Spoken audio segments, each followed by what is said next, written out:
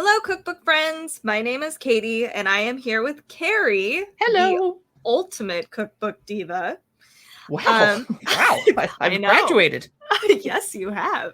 It is February 12th, and we are here today to talk about our favorite cookbooks coming out in the first week of March. And there are so many. Oh, yeah. It happens to be 30 in the first week. So And that's just the good ones, because we sort through the crappy, cheap, self-published, no offense, paperback ones that are like, eh.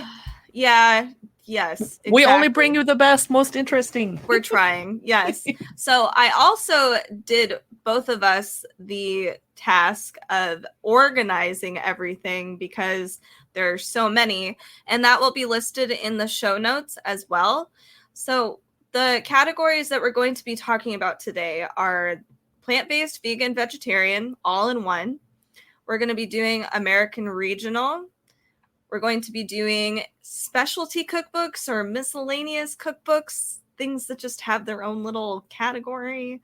We're doing international cookbooks. So excited. And then finally, we're going to go through a couple baking cookbooks. Ooh. Is that everybody's favorite? I'm guessing is the baking cookbook. You never know. Not everyone's a baker, but right. They're so fun to look through. Oh man, they are beautiful. So the first cookbook that we're going to go through is we're in the plant-based, vegan, vegetarian category. So it is called The Contented Vegan: Recipes and Philosophy from a Family Kitchen. So the author, Peggy Brousseau, has been vegan for over 30 years. Wow, that's a commitment. Wow.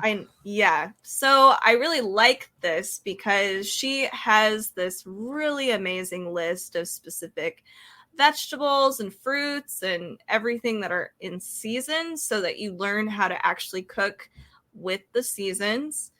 Which she also gives us another list, like a nutrition list, which is perfect for me because of celiac. I need extra calcium and iron and all that fun stuff.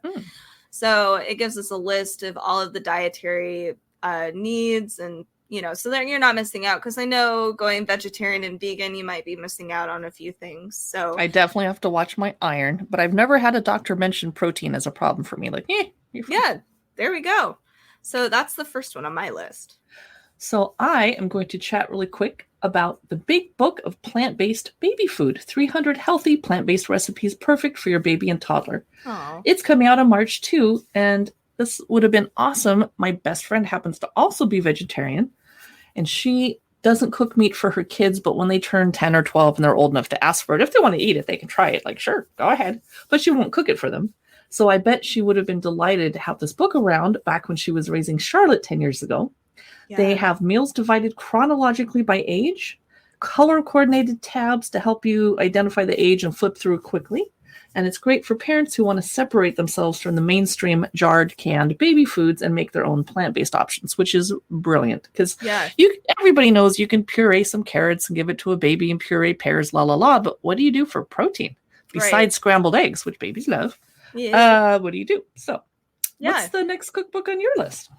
It is called Eat Forever: 7 Ways to Transform Your Diet. This is actually a Sunday Times bestseller cookbook. Well, how do they know that? It's not out yet. That's what it says. I know. Sorry. Yeah. No, you're good. One thing that was good or appealing to me is 7 simple strategies that will transform your diet and health. So they're actually trying to give you long-term advice and ways of actually eating plant-based, which I know it's really hard to change, especially us meat-eating Americans. It's hard to transform our diet into this, whole thing. And also that cultural stigma of not eating meat, whatever. So I really like the strategy, lifestyle change approach that this cookbook offers. I am going to introduce a cookbook that is probably for older people. No offense.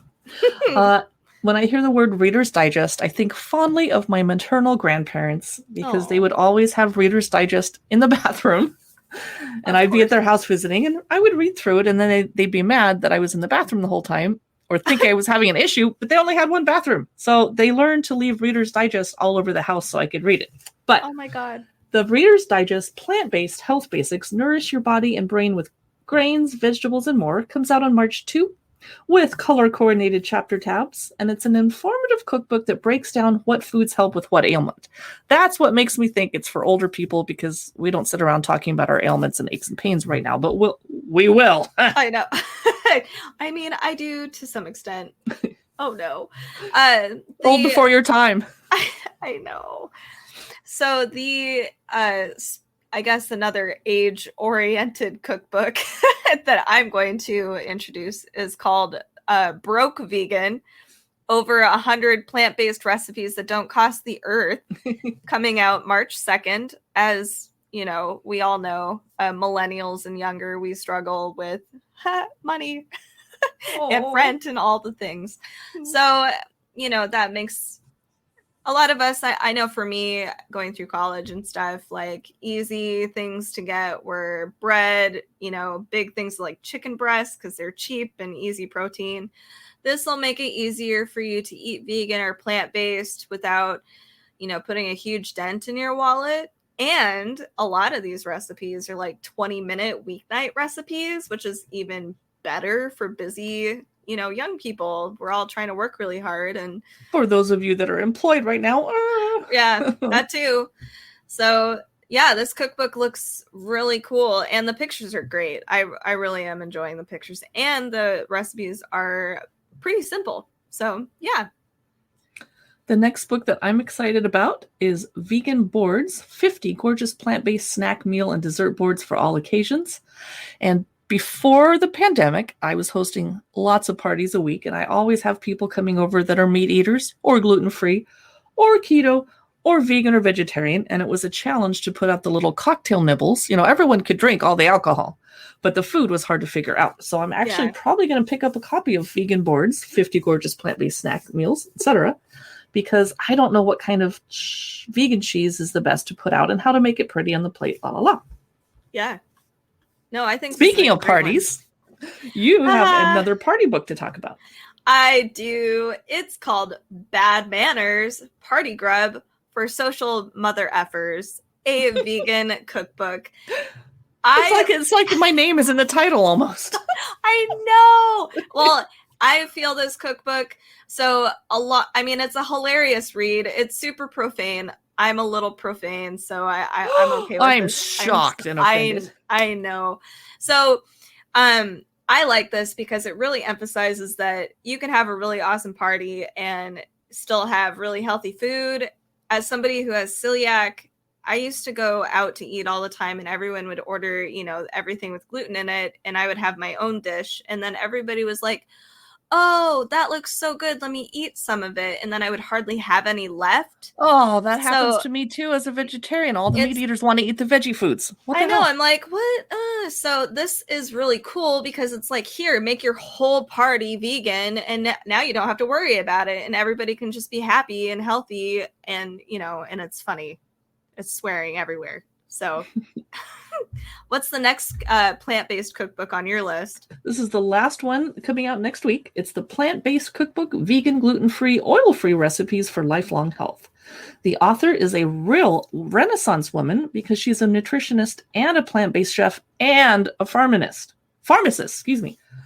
The cookbook is intended for anybody that's recovering from some health problems. Perhaps you've recently had COVID. Congratulations on making it. Yeah.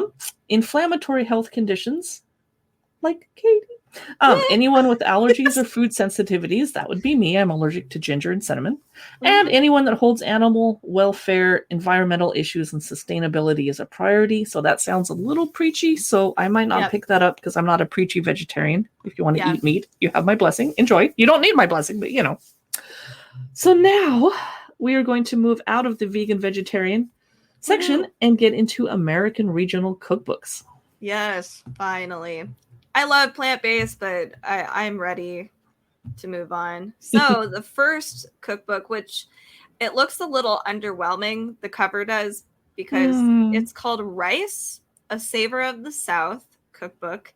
But lots of people are looking forward to this cookbook. It has it's all like Southern recipes, which is not what I was expecting when I looked through didn't know this. Southern people eat a lot of rice.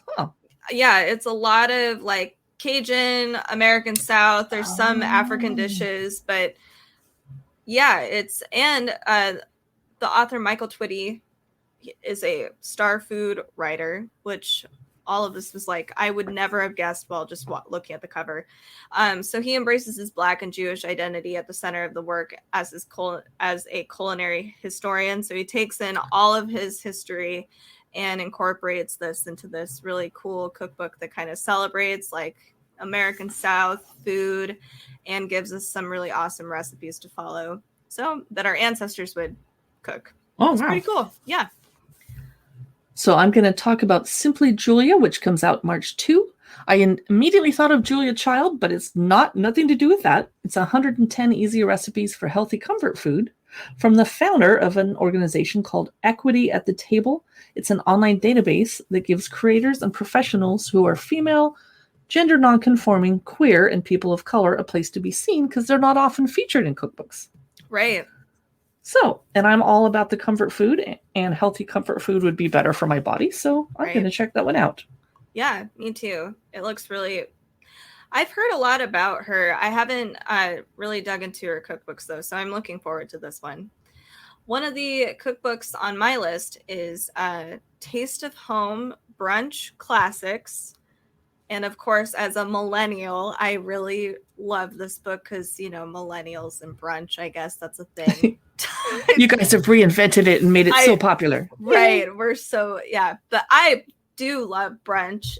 So this has like a whole bunch of different brunch recipes from biscuits and gravy. They've got scrambles with poached eggs. They've got sweet tea.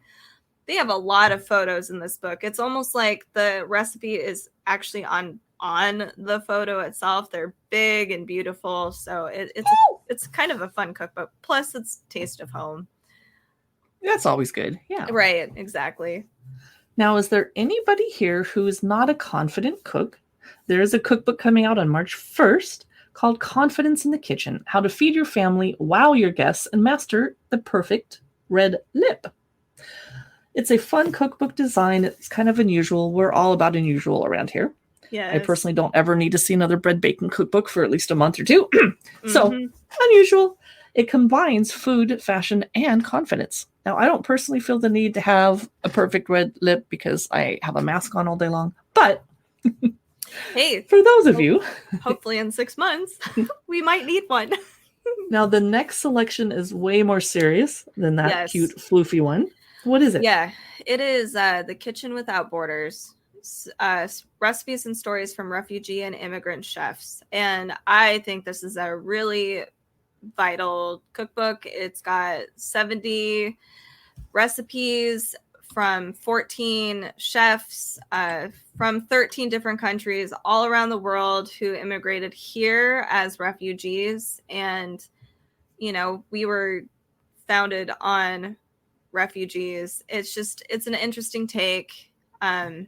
It's a beautiful cookbook, lots of just kind of thought-provoking stories, and obviously we get a taste of these new cultures coming into America, and you know they're going to be influencing our food in the future, and it's going to be this really amazing thing, and I'm really looking forward to it. So this is a cool cookbook, but yeah, it is quite serious. And I noticed that one of the countries mentioned is Eritrea, and I don't know anything about that country, and I swear I'm a college graduate, but I need to go back and learn about that because I don't think I've ever seen Eritrean cookbooks or food, or I'm going to look it up on the map too.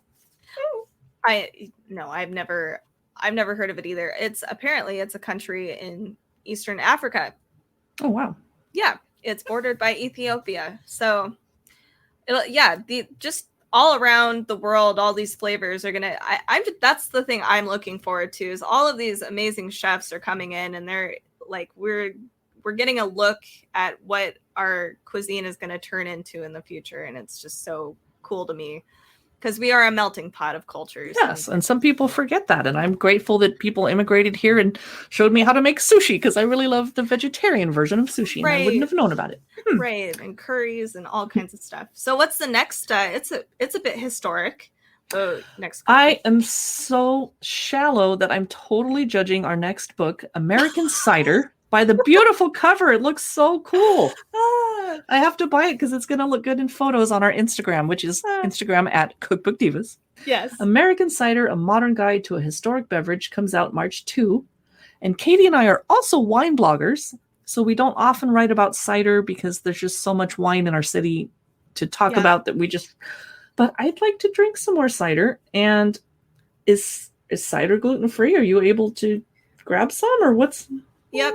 So usually people who have to be gluten-free, usually rather than drinking beer, they'll drink American cider, or American cider. They'll just drink cider. Yeah. And I know it is definitely becoming a big... There's so much cider. So many... Wow. Never mind. I pass. So anyway, this technically is not a cookbook. There's no recipes for food, but it's a guide for people that drink cider or want to learn more about it and how it's made. And it talks about how new ciders are ready in early spring, which it almost is. Yeah. Peak drinking season is actually late spring and summer and around the holidays. And I admit I don't grab a lot of cider. I'm pretty busy drinking wine for work. Poor me. My life sucks. Haha. But come like late September, it's been harvest and the nights are getting colder. I love pairing cider with food like vegetarian pot pie or tacos. Beer's awesome with tacos. Yes, it is. But we have to move on because we have 20 more books to tell you guys about coming out the first week of March. Katie, what's next? Holy cow. Okay. The next cookbook coming out is called Barbecue This, coming out March 1st, which obviously we're preparing for happy summertime. Woohoo! I know. I can't wait. I can't either. I just want to be outside more often. So it's divided into kind of main courses. So fish is a chapter, beef, and then vegetables, chicken, which I actually like as a barbecue book. So I can know, I have chicken. So I'm going to go to the chicken section rather than trying to dig through the whole thing. Yeah. It's a bright and fun cookbook. So it's perfect for the summer, and it's coming out early enough for summer too, which is cool. So the next book kind of ties in. It's called Eat Cool, Good Food for Hot Days, 100 Easy, Satisfying, and Refreshing Recipes that won't heat up your kitchen. Oh my God, that is so true. Yeah. So we live in Seattle, and even though I live in a pretty nice suburban house-ish, it's not fancy, but I'm lucky to be in this nice one. No one in my neighborhood, not even the people that live in the fancy neighborhood 2 neighborhoods over, we don't have air conditioning. We just don't. You really only need it a week or 2 a year here in Seattle. So in August, I am not turning on the oven. Oh my God, it's so hot, it's horrible. And we get kind of tired of barbecuing. So I definitely am going to grab this book. I need ways to cook. And I make cold pasta salad frequently, which means I do have to heat up the kitchen, just, boiling water on the stove to cook the pasta really quick, but that's no big deal. I need ideas. I can't serve cold pasta salad and caprese salad every single day. Right. Oh, absolutely.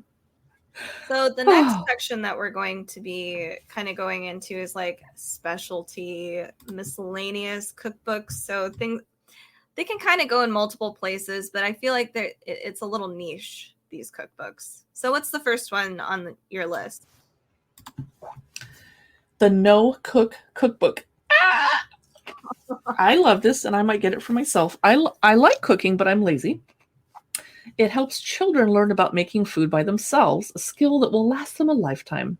It has step-by-step instructions with beautiful photography so that they'll want to look through it and show them what each dish should look like, which I love because I'm not always sure what I'm making. What's it supposed to look like? So I need the pictures. So it's a kid's cookbook, but I'm proud to say I'm going to buy it and use it myself.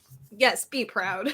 Hey, I'm with you. I love cookbooks with big illustrations. I think this is cool for kids too, so that they just enjoy cooking in the future. The next cookbook is something that you're going to lecture me about because you know about me and avocados. So go ahead. Oh my God, I didn't even think of this. All right. It is called Zero Waste, 60 Recipes for a Waste-Free Kitchen.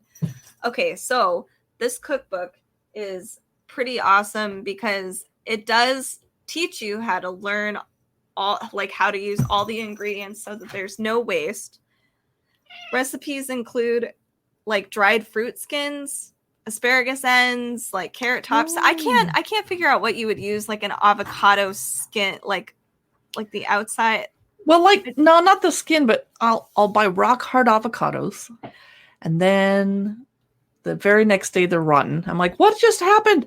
But some parts of the avocado could be useful, but I'm not gonna throw it on top of a salad because it smells kind of funky, and you can't make guacamole every single day. No, I mean you can, but yeah, I'd be curious what these guys would have to say about like the outside, because it's zero waste. So what would you use the outside of the avocado for? That'd be really interesting. Well, and we had last night artichokes, so we of course scooped out the stickery, yucky part, but I'd cooked it really thoroughly, so the part that we're scooping out of the heart and throwing it away was technically soft. We could have eaten it, but yuck. Was there anything you can do with that? I don't know.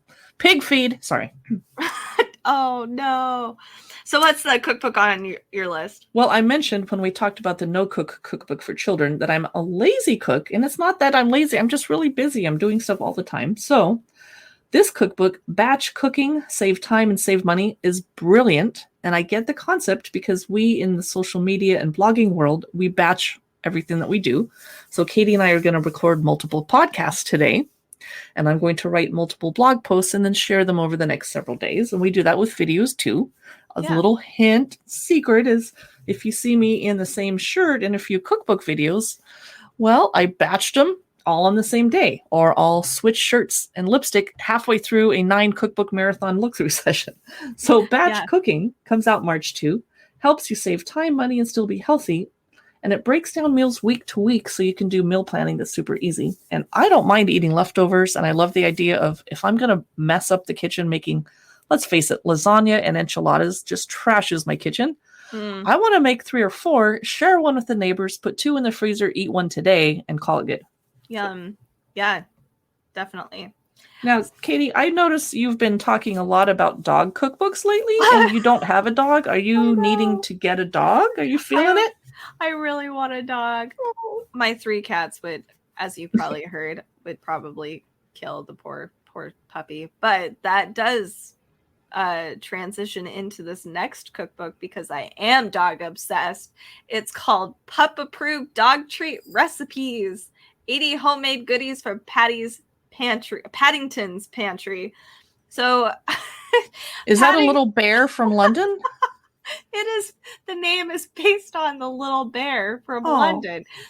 So Paddington's Pantry is actually a YouTube series, and it's this lady and her dogs, and I think they're Pomeranians or they're just big floofies, and she makes these adorable little treats while her dogs are with her, and they wear these little hats and stuff, and it's really really adorable. And why is a bear cooking for dogs though? Okay, I'm sorry. Anyway, so this cookbook's cool because a lot of these are pretty easy to make.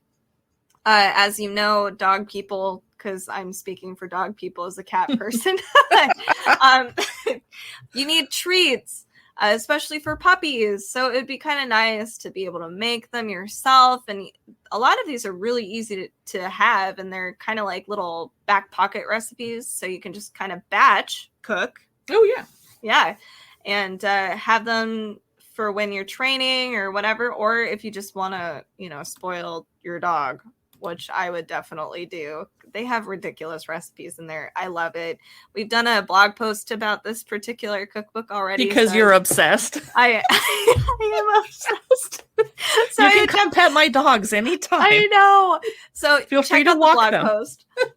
Yes. Oh, God. So check out that blog post. There's more details in there, and there's a lot more photos in there. They're really cute. So it's definitely worth a look. And check out that YouTube series, too.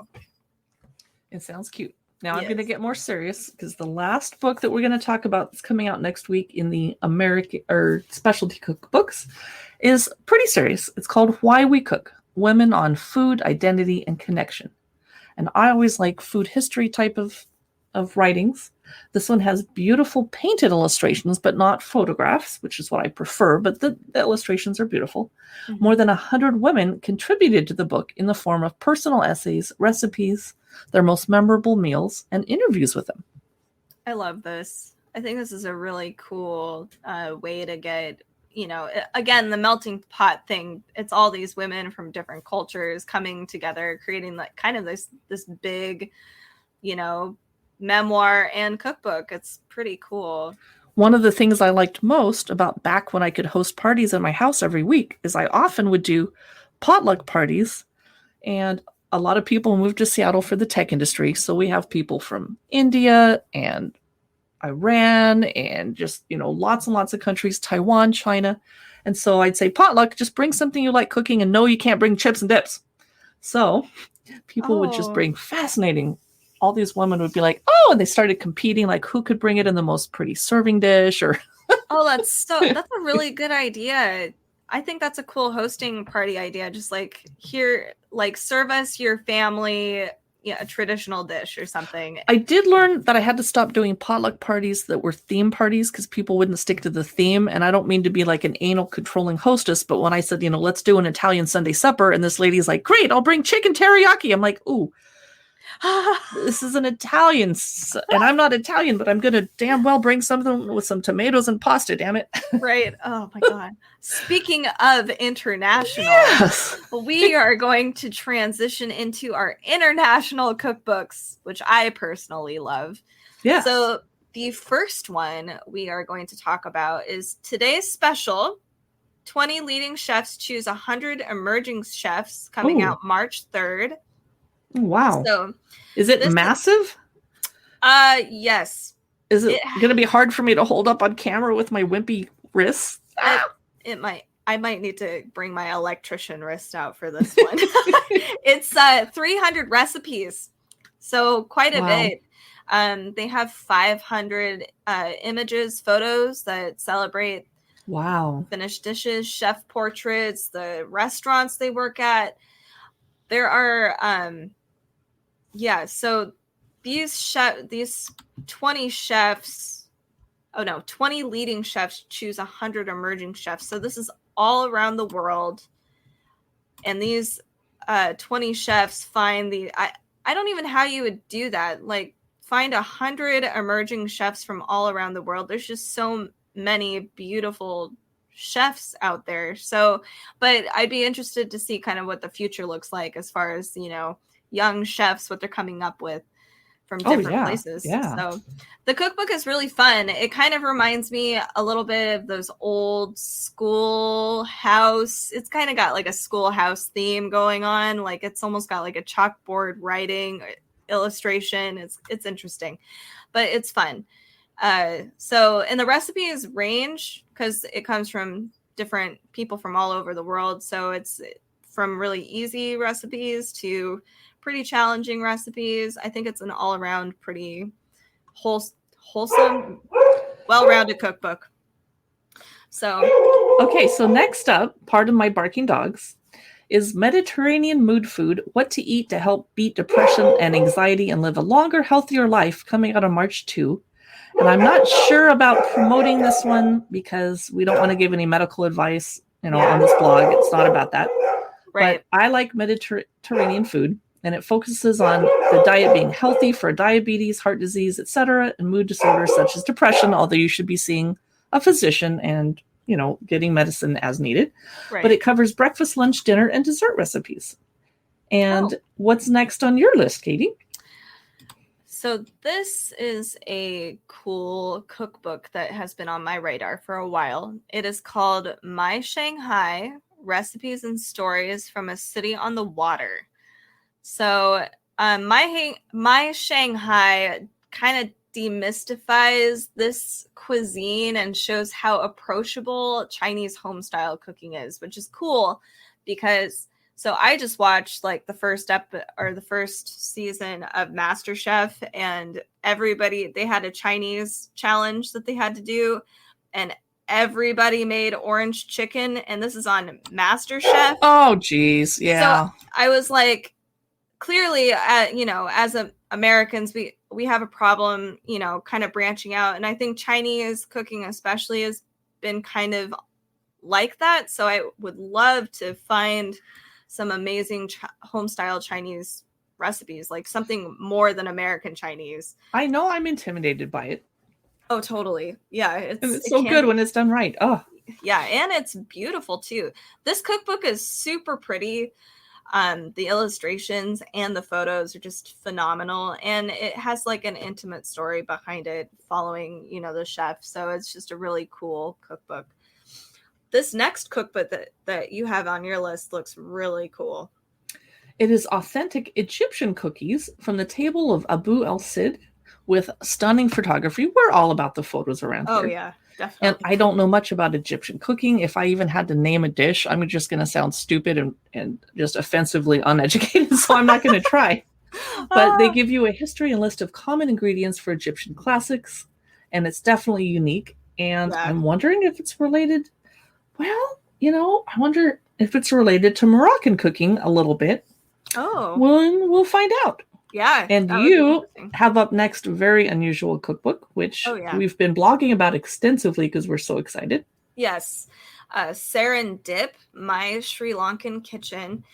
Obviously, I can't find a Sri Lankan restaurant here in Seattle. So if I can't find one, I know a lot. I mean, maybe somebody in California could, but if I can't New York, one, then I doubt it's anywhere else except for Sri Lanka. So it's a beautiful cookbook. The photography is really cool. It's not just about the cuisine in this cookbook. It's almost like you're taking a tour of Sri Lanka, journeying through this foreign land that's super beautiful and rustic but elegant at the same time. And the recipes are really easy too, which I was kind of, I always get really intimidated, approaching new cuisine. So finding that this is actually approachable is kind of cool. So because I always wonder, will I have the ingredients available, or do I have to go buy expensive weird stuff from this little tiny store? Exactly. So, and is it going to take a million years to cook? So yeah. The next cookbook, our final international pick that's coming out next March before we move into baking cookbooks, is something that we all do have ingredients for in our house, likely. It's the new Cucina Italiana, what to eat, what to cook, and who to know in Italian cuisine today. It's a tour of many areas in Italy, which is going to really, really help me because I am a wine blogger. And most of the wines that we make here in Washington are based on wines from Italy or France. And we're the same latitude as France and some areas of Italy and Spain, so we can grow the same kind of grapes. So I really need to learn more about pairing the right foods with the right Italian style wines. I had no idea about that. The latitude thing. Wow. Yes, that's why we can grow all the same kind of Grenache. Malbec, of course, Malbec's grown in Argentina, which is way different than us, but we can get away with it anyway. Insane. Let's move on to baking cookbooks, and we only have 2 left, and we will end this podcast and let you guys drive on your merry way. Yeah. So this cookbook, the King Arthur Baking Company's All-Purpose Baker's Companion, comes out March 2nd. It is an encyclopedia of the world's bakes. It is huge. Oh. So it has 450 and more recipes. This has been revised over and over and over again, but it keeps everything up to date with ingredients, including, gluten-free options. They have substitutes, variations, and they even have troubleshooting advice in here, which is super cool. It's very organized, very modernized. It's if you need a baking cookbook, this is the cookbook. It sounds more like an encyclopedia, and you would just have to own one if you're going to be a serious baker. Just have it on the shelf, because you can Google everything, but sometimes you really need the sections and you just need it. Right. Yeah. Exactly. And sometimes I don't know what my problem is. I don't know what I'm trying to Google, if that makes sense. I don't know what to Google. Yeah. But I can flip through the pages and be like, oh, that explains that. Yeah. So our final book that we'll talk about today is Mary Berry Cooks to Perfection. I don't need to tell you who Mary Berry is, but if you don't know, just look her up. She's darling. She has written countless cookbooks. I'm up for her new one, March 2. It's not just baking, it's actually cooking too, although she's known for her baking. Yeah. There's 100 recipes with pictures, which if there weren't, I would be angry and never talk about her book. So yay, another Mary Berry book. Yes, I'm so excited. I love her. So we are going to do another podcast next week, breaking up the March cookbooks. There's just a slew of interesting things. We are working tirelessly to help you keep updated. You can see more of our cookbook look-throughs and reels and videos on YouTube, Instagram, and Facebook. And then on our website, we blog about the cookbooks. We give you sneak peeks, including, I'll give you a special hint, there's a Harry Potter baking cookbook coming out in July. It's going to be awesome. It's going to be so cool. Anyway, so stay tuned to our podcast. And if you like watching videos, check those out too. And we'll talk to you next week. And thanks so much for listening.